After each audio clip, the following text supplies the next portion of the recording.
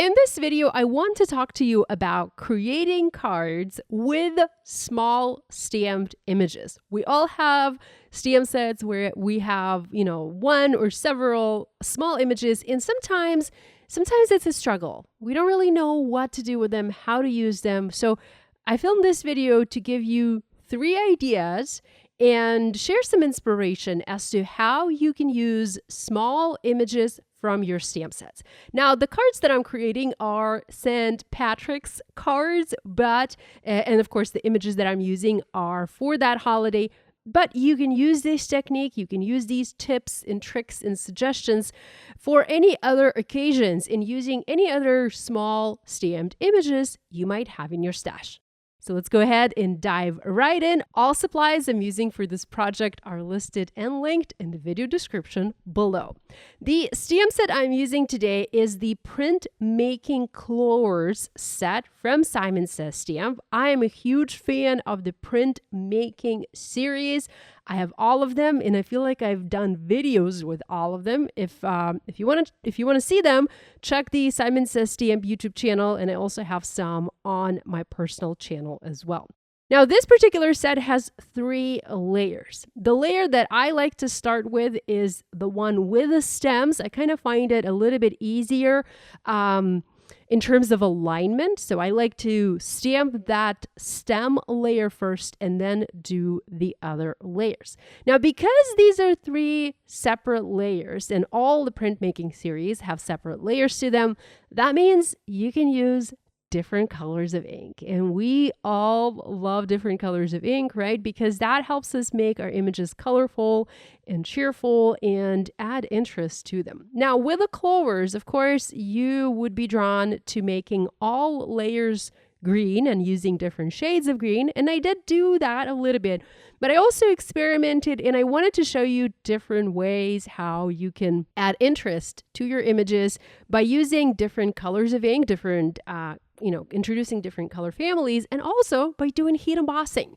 So what we're going to do is we're going to heat emboss the first layer, the one with the stems, in antique gold embossing powder.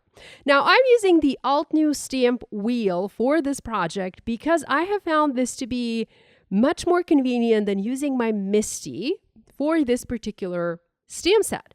Here I have a panel. This is 4 1/4 by 5.5 inches. This is hammer mill cardstock. I have it in the corner of my stamp wheel, and I already have the layers of my stamp positioned on the lid of my stamp wheel. I have them there because I have already been doing some stamping prior to hitting record. So I kind of aligned all of these layers already. I did start stamping using a MISTI first, and it worked because I could do 2 layers with my MISTI, but this stamp set has 3 layers. So I ended up using like a second MISTI, and it didn't make sense. Then I remembered I have my stamp wheel, and with the stamp wheel, I can easily do 3 or even 4 layers. If I had 4 layers to this image, or if you're using a different image, you can do 4 layers very easily because you just rotate the lid of your stamp wheel and stamp the next layer like that.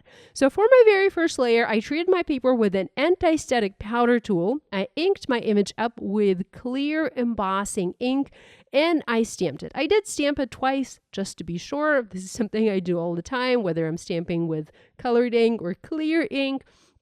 And then I added antique gold embossing powder from Simon Says Stamp over those images. You can see I have them coated with the powder, and next I'm using my heat tool to heat set and melt the powder in place. This is giving us the first layer. There are 3 layers. So the first layer, this layer is going to be done in embossing powder. And if you have, if you're using this stamp set, or if you're using another printmaking stamp set or a similar stamp set, think if you can replace one of the stamped layers, and instead of stamping them in colored ink, see if you can use embossing powder instead. It makes such a difference and really takes your image to a whole new level. I used antique gold embossing powder. This is my favorite color, but obviously, you can use silver, white, whatever makes sense for your project. I'm then stamping my second layer, and because I already have my images aligned on my lid of the stamp wheel, I don't really need to do any alignment. I just turn the wheel as I do the stamping. So for the second layer, I used Perfection.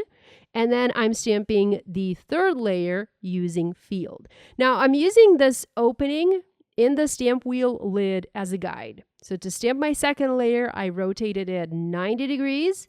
And now to stamp my third layer, I'm rotating my stamp wheel lid 180 degrees. So that opening was just at the bottom. It was closest to me. So when you use a stamp wheel, it's very easy to stamp multiple layers, and it's very easy to mass produce images like this. So highly recommend this approach if you're making multiples. I did make a whole bunch of panels. I experimented with different colors of ink, like I said. I also did embossing powder, and because I wanted to make more than one card, I knew I would need more than, one panel of these clovers. Although you do make a bunch in a single stamping, I knew I would need more, and I was easily able to do that with my stamp wheel. Next, I use the coordinating die. There are coordinating dies available. They will cut the clovers out as well as the sentiments, so that's a really big plus. Now, I also did additional stamping. I used additional ink colors, and I stamped some layers using pink and yellow. So here I have honey and bubblegum, and you can experiment with all sorts of colors from Simon Says Stamp and stamp multicolor clovers. They don't have to be just green. Go to town, use different colors of ink, stamp a rainbow if you want. So with the stamping done, we now have a whole bunch of clovers to create with. I thought about different ways to use them. Option number one is to create a frame on your card using the tiny images. So here I have a panel. This one is cut slightly smaller. So this is 3 3/4 inches by 5 inches. And I have placed the clovers around the edge of my panel, overlapping the panel, but also going outside the edge of my panel, creating a frame. I've never done this before, but somehow for this card, it felt like it would make great sense, and it felt like it would work, and it really did. So I have a whole bunch of clovers creating a frame for my panel and for my card, and I'm using glue. This is Barely Art glue along with my tweezers. This is the Spellbinders reverse tweezers, and I'm just picking up each clover, adding a dab of glue, and sticking the clover back into its original position. It does help to pre-plan your placement. And once you are happy with how everything is placed, where every clover is located, then go ahead and use glue and glue these down. I also have additional images for this card. Obviously, I pre-planned pretty much everything here. So I already have my focal point. This is a Big and Beautiful Hugs.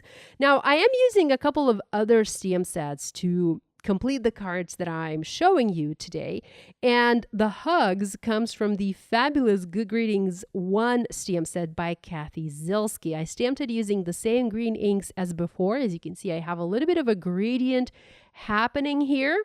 I cut it out using the coordinating die, and I'm going to foam mount this in the center of my panel, slightly closer toward the top.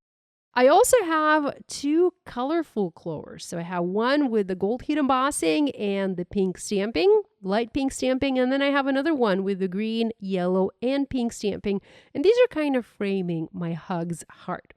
Lastly, I have another sentiment, like a sub-sentiment for my card, and I'm stamping this using a light gray ink. This is Earl from Simon Says Stamp. I didn't want to use black because I wanted this to be on the softer side. And here's a look at my card. I did stamp additional sentiment at the very top, and this one reads, "Have an amazing day." Also another one below the heart. This one reads, "Always know that." And then the full sentiment says, "Lucky to have a friend like you." I have foam mounted my white panel onto an A2 side folding fog card base from Simon Says Stamp. I used foam adhesive tape to do that. Now you can see that my clovers do go outside the edge of my card base, and that's okay. I am going to trim them at the bottom so that my card base can stand easily on my surface, but the other clovers, I kind of like that they go outside the edge of my card, that they extend past it. It kind I don't know, it adds interest and adds uniqueness to my card design. So I encourage you to grab your small stamp sets or small stamp images, stamp a bunch, cut them out, and then use them to create a unique frame for your card. Give it a try. You're going to love it.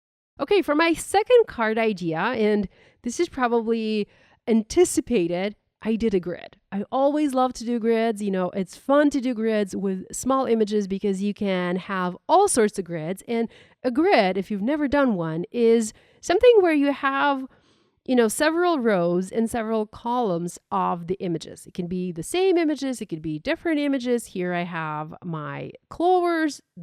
While these are the same type of image, so it's a clover, they are slightly different because it's like different, different versions of the clovers. And then when I do a grid, I like to remove a part of the grid and replace that with a sentiment. That's what I did here. I have a beautiful Hello Friend die cut.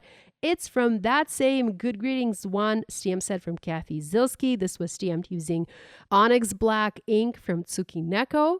And I also have another sub-sentiment, thanking my lucky clovers for you. Now, for the sentiments, I did not mention this, but in this stamp set, you do have additional sentiments.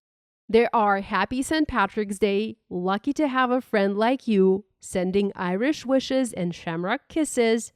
May the luck of the Irish be with you today. Thanking my lucky clovers for you. May your troubles be less and your blessings be more. Very, very clever sentiments. So while I am using the sentiments from the Printmaking Clovers stamp set, I am also pairing them with additional sentiments to make a slightly, bigger impact on my card, if you will. Now, you will also notice that I have little flowers here. I don't know why. It just felt like I needed to bring a floral to this image. So I searched my stash for a super simple flower stamp that has a coordinating die. And I found one in an older stamp set from Simon. This one comes from Blessings at Easter. It's a beautiful set with Easter eggs and bunnies, and there's this one beautiful flower inside that set. So I went ahead and I stamped 4, although I used just the 3 flowers using the yellow ink for my card. I cut them out, and you'll see me adding those flowers on top. Next, with everything foam mounted in place, and again, I added those images to a panel that was cut to 3 1/4 by 5 inches. I'm stamping a sub-sentiment, thanking my lucky clovers for you in black ink. And this ties nicely with that big hello friend sentiment. I also added some additional hearts here. I have the XO stamped in field and another little heart stamped in perfection. Or maybe it's the other way around. Anyhow, the green ink colors are the same I mentioned before. With that done, I used foam adhesive and I foam mounted this panel onto an A2 side folding sage card base from Simon. I love this cardstock color. I use it a lot. You probably have seen me use it 1,000 times. And this is a look at our card. I'm just adding another little heart die cut. I'm going to add my little flowers overlapping the clovers to add, a little pop of yellow. Actually, I changed my mind. I thought I was going to add them like that, but then I decided I would tuck them behind the clovers, and I did that. I used glue, I tucked them behind, and now I have tiny little yellow flowers peeking from some of the die-cut clovers on my card. So this is another way you can use small images. You can create a grid. You can experiment with the size of the grid, with a number of images. You can incorporate additional images from other sets to try and tell like a little story. On this card, the story is you're in a clover field and you're just thanking your friend and happy to have them in your life.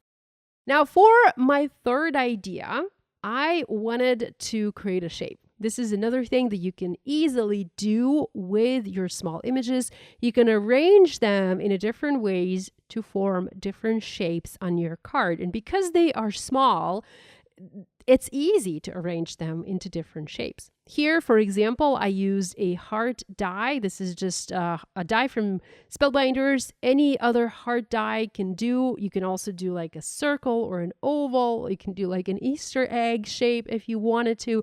So pick the shape that you like. cut it out using your die, or you don't even have to use a die. I mean, you can freehand draw the shape using like a pencil and then add your images inside that shape. Or another option is to add the images outside the shape and just keep the shape free and then, save it for your sentiment or something like that. So lots and lots you can do. Be creative with your little stamps. Here I created a guide for myself. So I'm going to add the little shamrocks onto my panel, or rather onto my card base. I have an A2 side folding card base created from white cardstock. I added my guide on top. The green panel is my guide. This was cut out using a hard die from Spellbinders. I just grabbed my phone because on my phone, I already have a photo of how I arranged these little shamrocks. And I'm using that photo as a guide. And I'm foam mounting these shamrocks one by one inside that open area, inside that heart, creating that shape.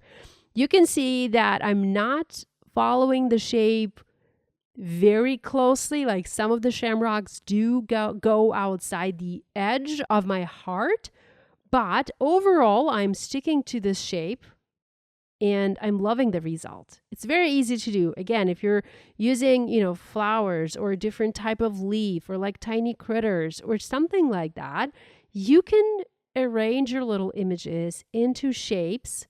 You can even arrange them into like bold sentiments. Like imagine spelling hi on your card using tiny images. Wouldn't that be fun? I think that's like just a really cool idea. So here I have my last shamrock added.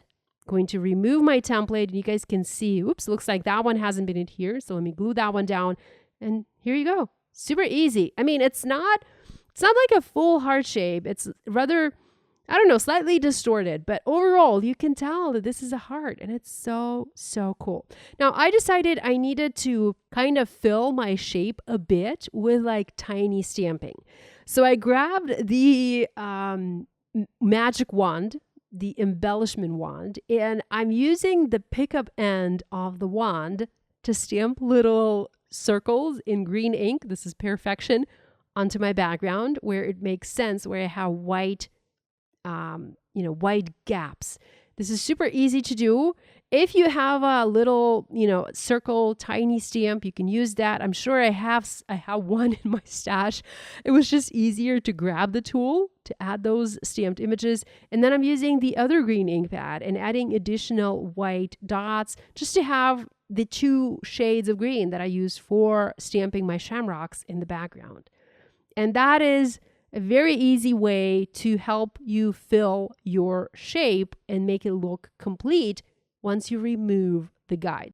So here, let me remove my guide and you can see this card looks amazing. I did stamp a sentiment at the very bottom of my panel, and this one reads, "May your troubles be less and your blessings be more."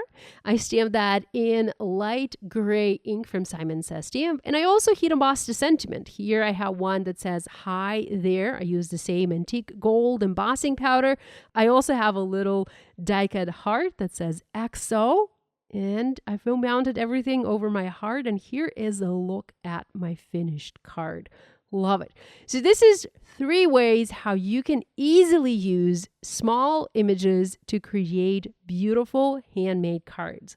Whether these are St. Patrick's Day images, Easter images, fall or Christmas, doesn't matter. I hope you are inspired to give your small images a go. Try creating some fun cards using them and have fun. Thanks so much for joining me today. Love you guys, and I'll see you again next time.